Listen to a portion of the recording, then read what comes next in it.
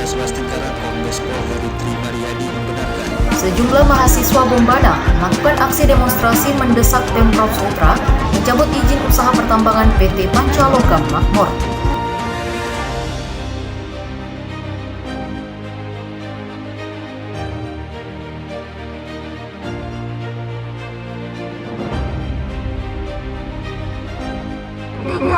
Kita takut berhenti atau jangan benar-benar lanjutkan perjalanan ini. Tapi jika saudara-saudara sekalian berani, kita. Oke, kembali lagi di Dua Kata Channel bersama gue Arif Fadila, yaitu sekarang di segmen Kata Mereka. Nah, hari ini gue kedatangan dua tamu langsung jauh-jauh dari Bombana. Kita langsung sapa aja. Ini ada Pak Multazam dan Bu Mary. Iya. Apa kabar sebelumnya, Bapak, Ibu? Siap, alhamdulillah baik, luar biasa. Gimana? Waduh. Jauh. Jauh sekali ya. Iya, transit Makassar. Tapi sebelumnya kita terima kasih karena udah mau mampir di Dua Kata Iya. Channel. Siap. Semoga dari diskusi kita hari ini bisa memberi dampak baik Amin. Amin. untuk Amin. kedepannya. Sebelumnya, yang belum tahu, Pak Multazam ini adalah dari Direktur Eksekutif. Direktur Eksekutif dari IDSI. IDSI. Dan Ibu Mary ini juga yang langsung memiliki hak tanah wilayah, betul ya Bu? Betul. Di daerah Bombana. Nah, Iya. biar kita makin dalam, makin deep Iya. obrolannya. Ini saya baca berita nih Pak. Iya. Jadi ada sedikit kasus Pak, kasus yang sebenarnya udah terjadi kurang lebih hampir 2 tahun. Iya. Iya. Dari 2019 akhir kalau data yang dari saya riset. Iya. Nah, ini kan banyak nih Pak, Bu, media-media besar yang kurang mengangkat tentang kasus ini. Betul. Ya. Iya, betul. Terus adanya Bapak sama Ibu di sini, kita akan kupas secara jelas, lebih dalam lagi tentang kasus Pancalogam. Betul. Mungkin pertanyaan di awal, seperti yang tadi sudah saya jelaskan, sebenarnya yang menjadi dasar Pak dari gerakan-gerakan atau aksi-aksi demokrasi yang biasa Pak Multazam pimpin nih. Betul. Terkhusus dalam gerakan yang terjadi pada PT Pancalogam Makmur. Iya. Saya mulai ya. Sebetulnya ada 3 perusahaan yang beraktivitas di daerah kami, di kampung halaman kami. Kampung halaman saya dan kampung halaman Bu Mary. Ya. Secara tanggung jawab pada saat itu kami pemuda yang kemudian melihat situasi dan kondisi aktivitas pertambangan dari 3 perusahaan ya. Ada 3 perusahaan, Pancalogam Makmur, Ya. Pancalogam Nusantara, dan AA Nugra Alam Buana Indonesia. Nah, 3 perusahaan ini sangat familiar di Sulawesi Tenggara. Ya. Perusahaan yang menggarap tambang emas yang ada di daerah kami, di kampung halaman kami. Nah, kemudian pada perjalanannya kami merasakan bahwa memang sebetulnya perusahaan ini hadir tidak memberikan dampak yang signifikan gitu. Nah, itu awal ya, kita flashback. Kemudian 3 perusahaan ini memiliki izin, terbit izinnya itu untuk menggarap di kampung kita 2010 Sejak ya. 2010. 2010 secara tertulis mendapatkan izin usaha pertambangan. Waktu itu masih kebijakan bupati. Ya.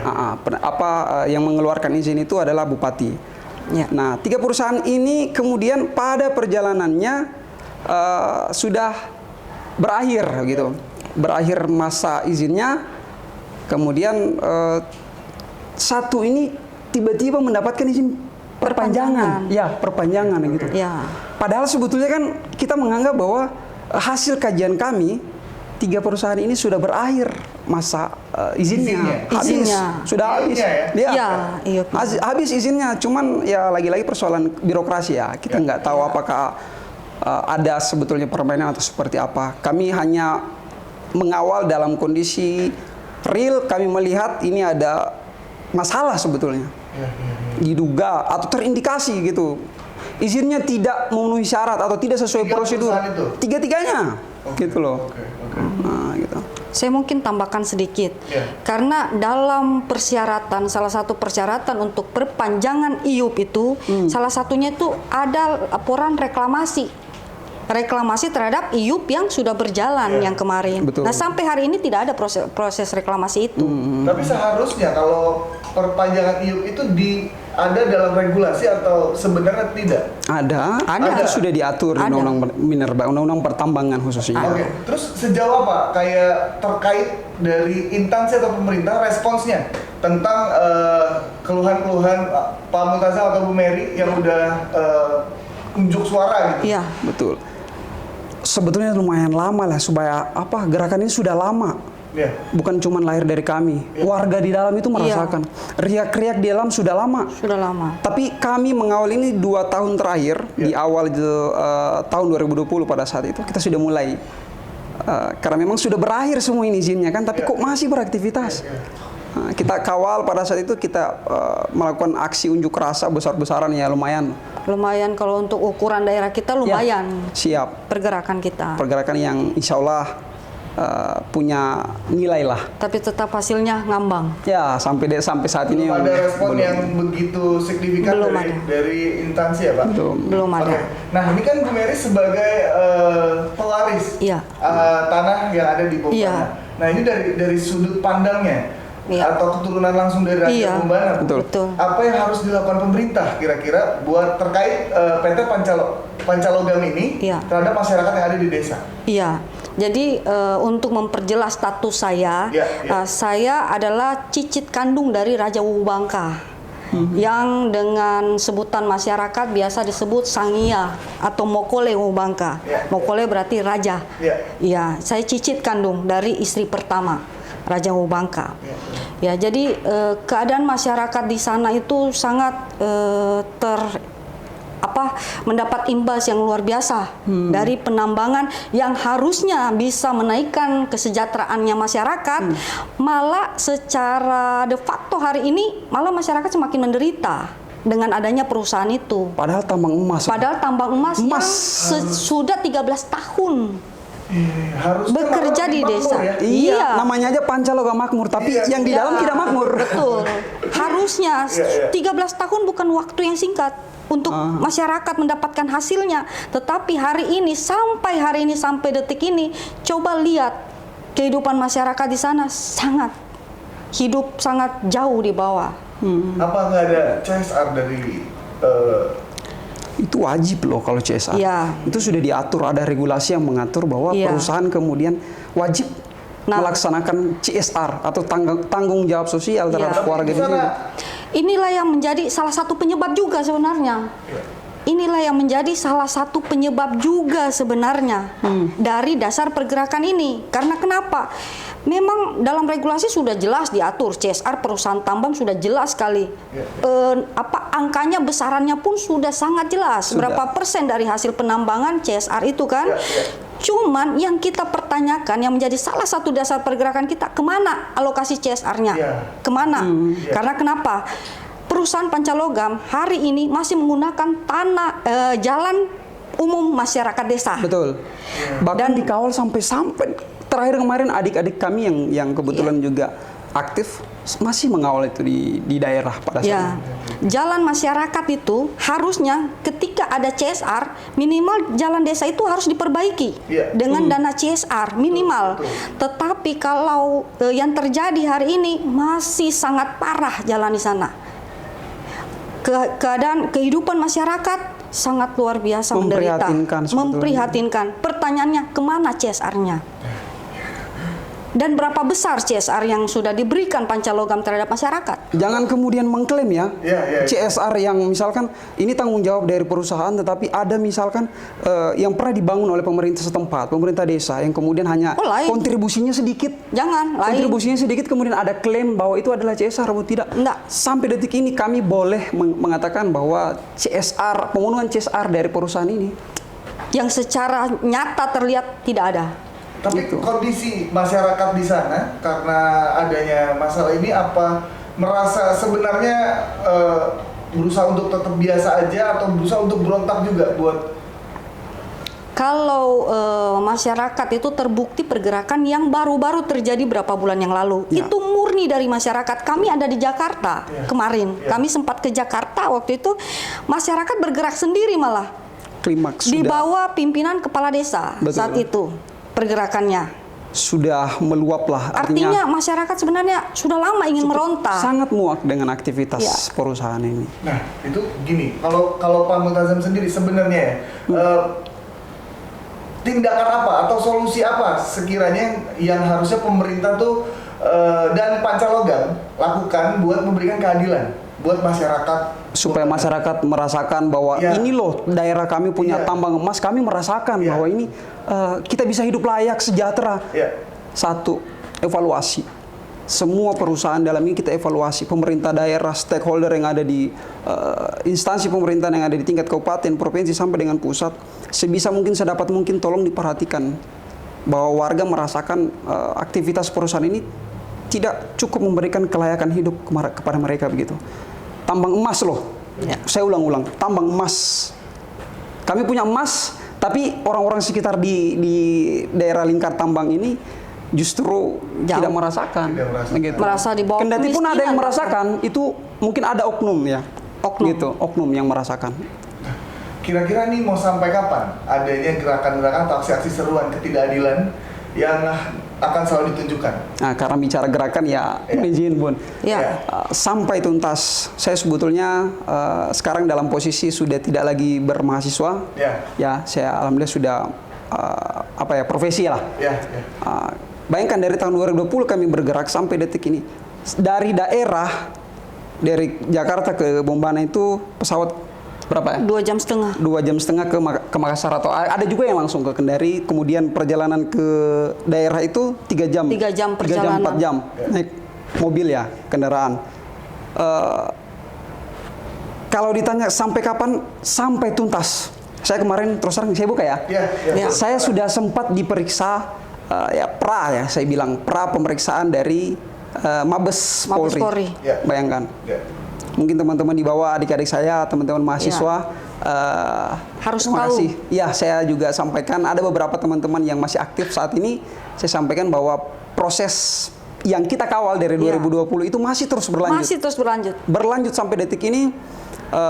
Kawan saya nama Sulharjan juga ada, kemudian teman-teman yang lain juga, beberapa orang yang sampai detik ini saya berterima kasih, kita apresiasi. Saya hanya bisa sampaikan bahwa gerakan ini masih terus berlanjut, tidak akan berakhir sampai masyarakat betul-betul merasakan. Merasa keadilannya. Sebetulnya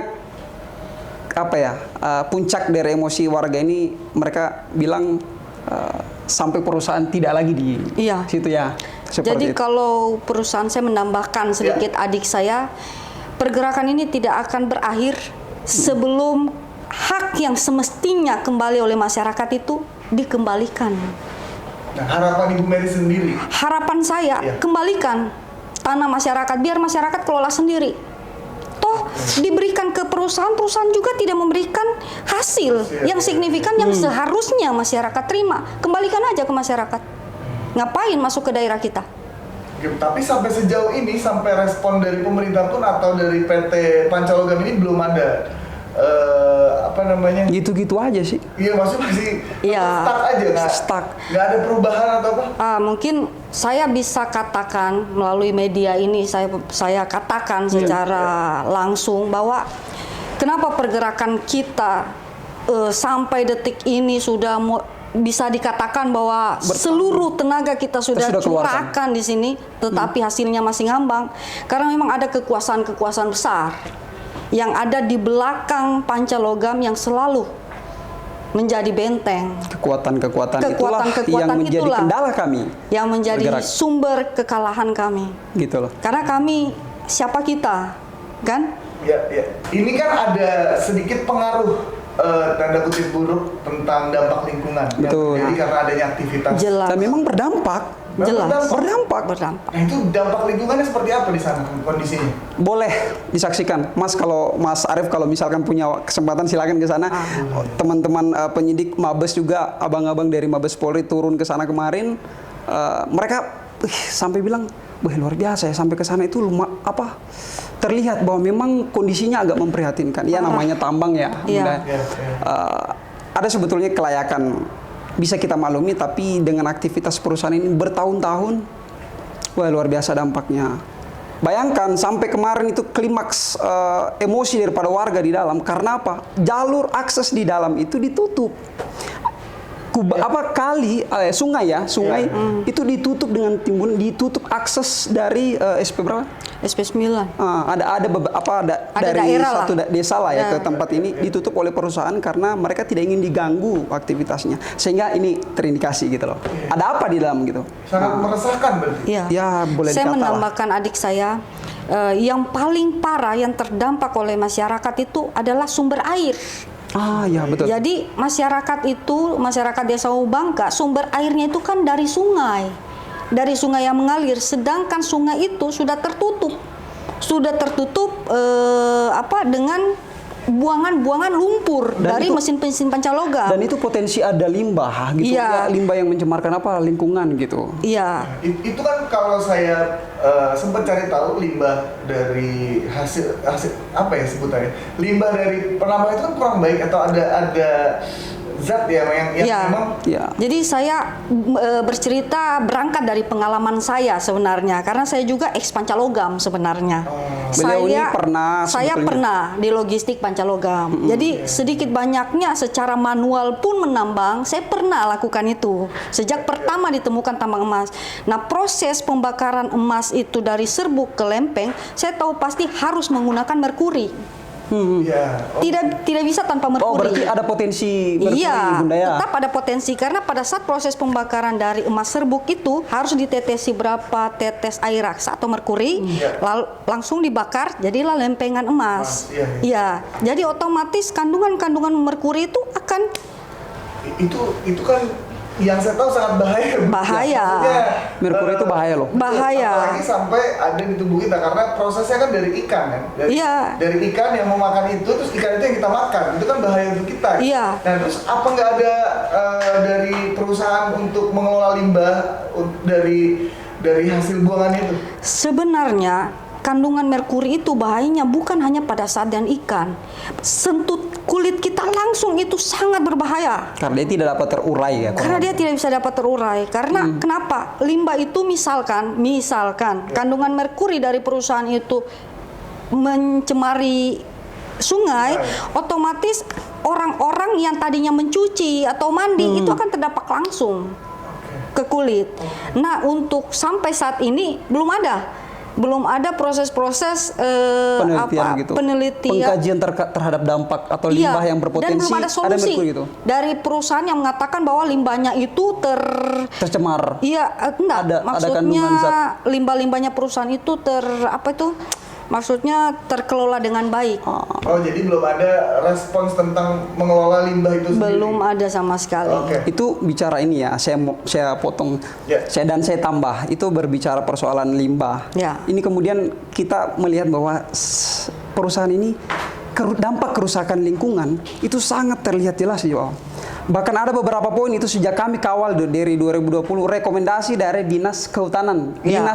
Dinas Lingkungan Hidup Kabupaten Bombana mengeluarkan rekomendasi pemenuhan atau tanggung jawab terhadap kerusakan lingkungan. Ada beberapa temuan itu poinnya semua terurai sehingga Dinas Lingkungan Hidup merekomendasikan perusahaan untuk membuat atau mempertanggungjawabkan apa Ya. terhadap dampak kerusakan lingkungan itu Ya. gitu.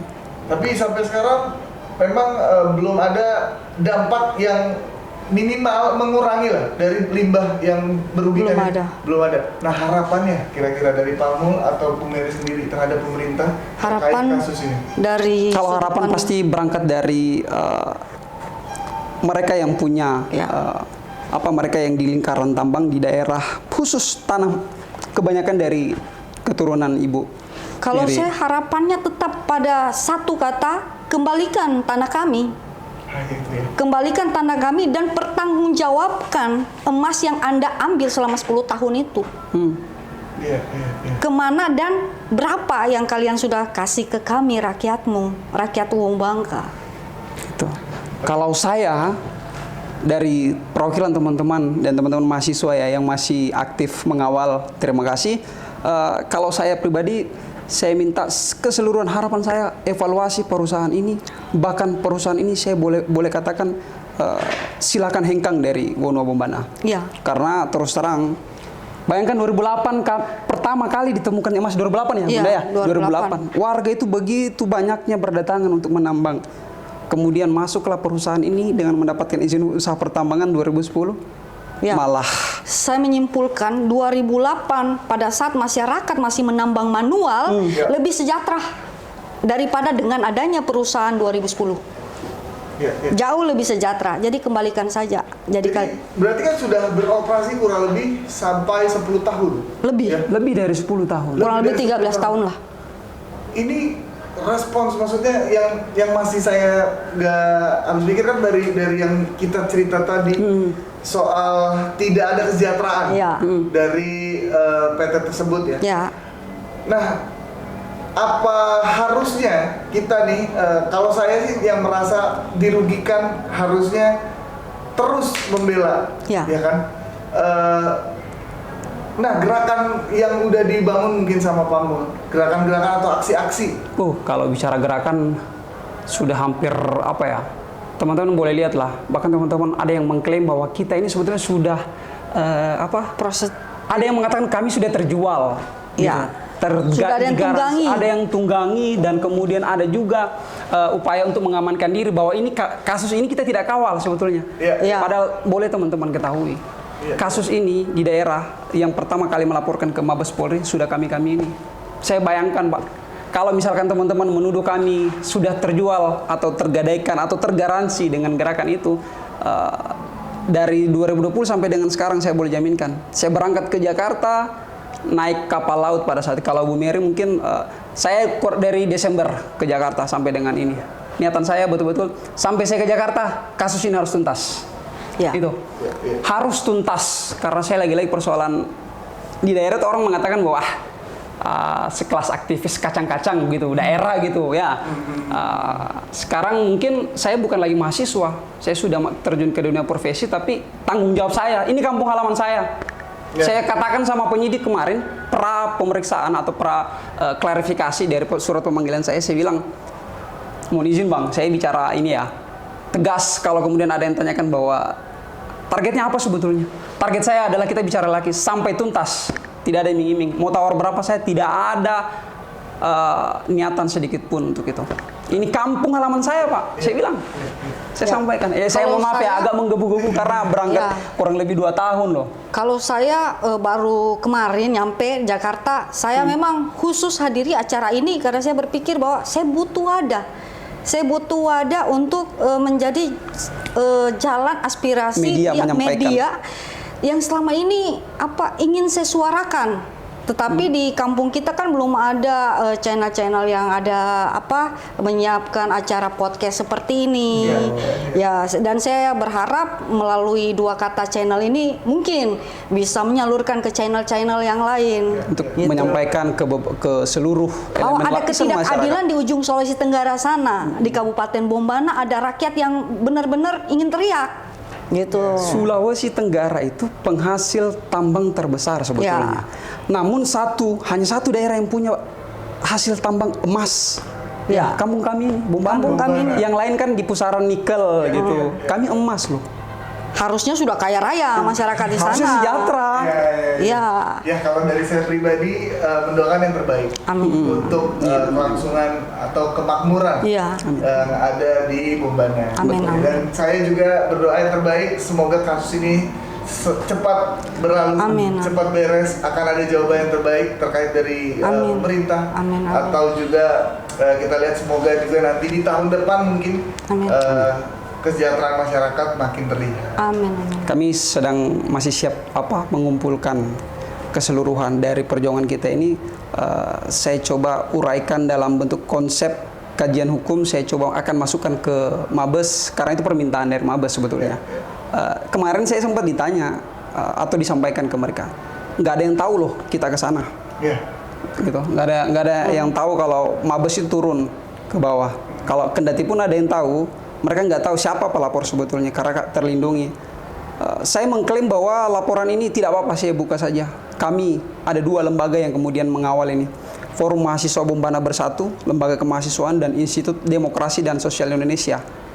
Begitu. Sampai dengan laporan yang masuk atau pengaduan yang masuk di Mabes Polri, itu sudah kami ini yang memasukkan. Alhamdulillah, mudah-mudahan lah insya Allah ya Bun. Iya, mudah-mudahan ada hasil. Terakhir mungkin boleh nanti dilihat video-video tentang adik-adik kami yang di sana bergerak di daerah. Wah, luar biasa. Sampai sempat diamankan, dibawa ke Polres. 11 orang hanya karena persoalan mereka melawan PT Pancalogam Makmur ini. Gitu. Oh, sempat dibawa? Dibawa ke Polres, diamankan. Terus tapi abis itu dilepas kembali atau? Dengan komunikasi yang cukup Ya, kami komunikasi. intens, yang terbangun silaturahmi dan komunikasi yang terjaga dan beberapa tokoh. Ya. Alhamdulillah, mereka sudah lepas pada saat itu. Ya. Hanya Tapi beberapa. 1 kali 24 jam. Ya, Iya. tidak lepas daripada Ya. itu. Tapi nanti kita akan masuk lebih rileks. Nanti saya mau nanya-nanya tentang Ya, Bombana. boleh. Ya. Tentang wisatanya. Boleh. Boleh dong. Iya. Nah, tapi sebelum itu, sebelum kita ke segmen selanjutnya, apa lagi nih sekiranya mau disampaikan kepada teman-teman semua yang nonton terkait tentang perjuangan untuk Bombana? Silakan Ibu Mary dulu. Kalau untuk saya sih tetap dan tidak berubah. Ya. Kembalikan saja haknya masyarakat. Masyarakat jauh lebih sejahtera tanpa perusahaan ada di dalam. Ya, jauh lebih sejahtera. Kembalikan aja tanahnya mereka. Entah mereka mau gunakan untuk berkebun atau bersawah atau apalah, terserah. Yang penting kembalikan aja, perusahaan angkat kaki aja dari desa kami. Itu aja.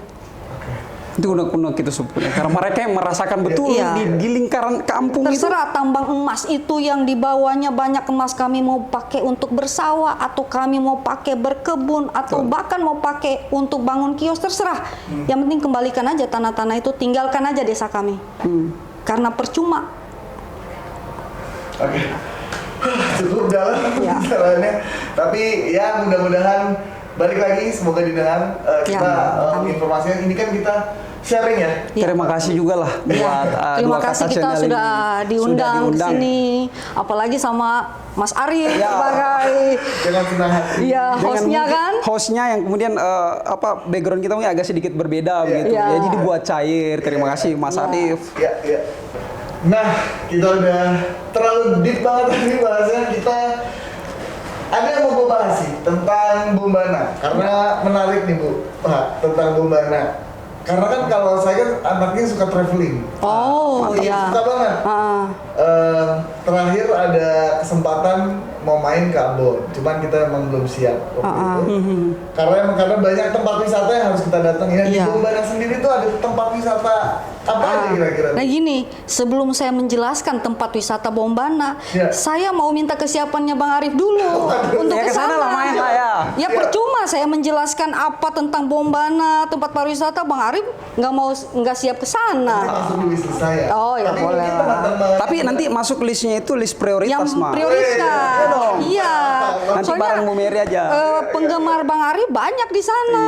Iya. Gitu. Ya mungkin teman-teman ada yang mau langsung ke sana, mau Ya. main-main di Bombana. Ya. Itu di mana tempat wisatanya yang menarik, Bu? Bombana yang paling menarik untuk saya sebenarnya ada satu gunung yang orang di sana itu kasih gelar negeri di atas awan. Ya. Kenapa ada negeri di atas awan itu? Karena gunung tersebut ibarat kata cuman sejengkal dari awan. Ya, Itu ada di Bombana. ada. Itu di Gunung Tangkeno, Kabaena. Nah, itu sudah jadi program pariwisata prioritas. Iya. Itu untuk tapi nyebrang dari Nyebrang Bombana dari ke ibu kota kabupaten. Ibu kota kabupaten ke Pulau Kabaena Ya. ini.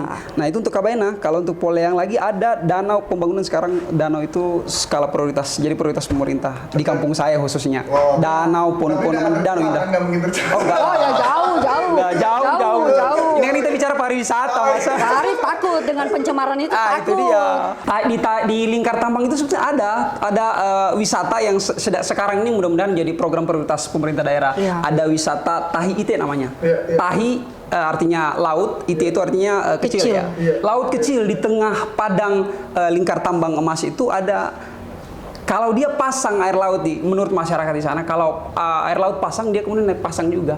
Kalau air laut surut dia surut juga. Padahal jauh dari emang laut yang pada umumnya. Jauh dari laut, itu di tengah gurun gitu. Iya, Gitu. tengah Banyak padang. yang berenang atau Masih jarang, masih ya. Karena Mudah-mudahan masih jadi belum tahu ya. mudah-mudahan jadi Semoga potensi ini program juga. wisata. Siap. Mantap. Kita Apalagi kalau Bang Arif ke sana, pasti banyak Siap. yang ke sana.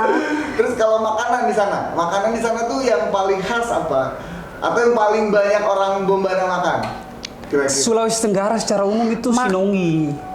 Ini bombana. Kalau bombana itu kaya dengan nasi laut sebenarnya. Nasi laut. Udang, kepiting, Betul. seperti itu. Kalau Iya. kue-kue paling ya kue-kue tradisional dari tepung Pembuatan beras. terasi udang khas Bombana itu ada. Iya. Boleh dong dikirim. Ada, boleh. ada.